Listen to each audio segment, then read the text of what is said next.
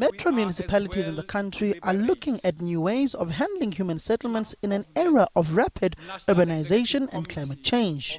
SALGA will be reflecting on the city's climate action and resilience building initiatives. Councillor Xolani Sotashe told delegates that municipalities must be alive to the reality of rapid urbanization that puts pressure on infrastructure and becomes a major factor in global warming.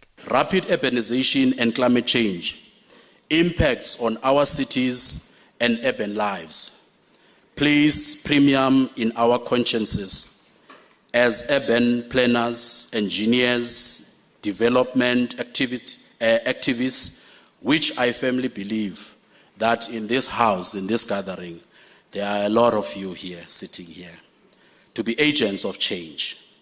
To effectively serve as agents of change, we must allow ourselves to unlearn our old ways of doing things and be prepared to learn the new things.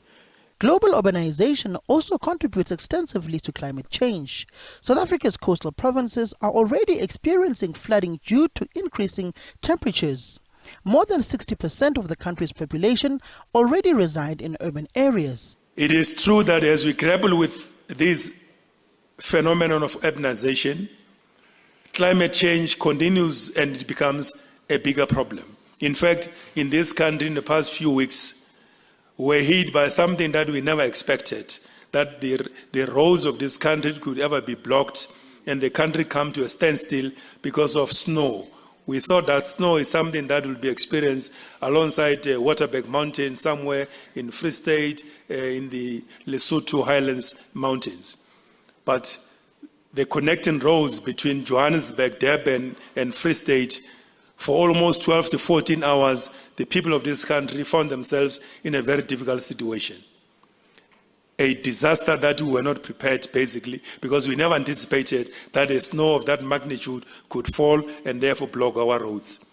These are as a result of climate change. Not only limited to snow, but many other devastating effects of climate change.